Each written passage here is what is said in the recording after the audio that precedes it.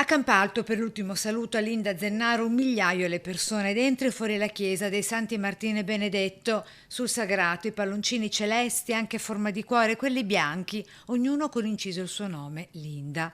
Poi c'è l'album di foto tra glitter e cuoricini colorati, momenti di spensieratezza e grandi sogni tipici dei 20 anni, quelli tragicamente rubati a Linda la notte in cui a Lido di Venezia ha perso la vita. Era la notte del Redentore. Linda aveva partecipato ad una festa in spiaggia e così anche per il commiato la mamma, Rossella, il papà Roberto, il fratello Alvise e gli amici hanno voluto ricreare quel clima di luce e festa sulle note di Irama con un brano scelto non a caso, proprio mentre tra gli applausi con l'uscita della bara di legno chiaro su un letto di fiori bianchi indaco i palloncini bianchi si liberavano verso il cielo. Ovunque sarai, ovunque sarò, in ogni gesto io ti cercherò.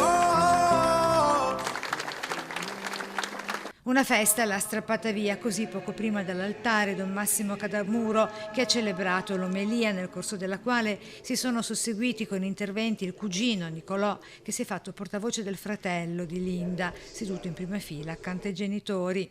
Così improvvisato, come sei entrato nella mia vita, così te ne sei andata, senza darmi il tempo o la possibilità di tenerti per la mano e chiederti di restare per ogni giorno della mia vita.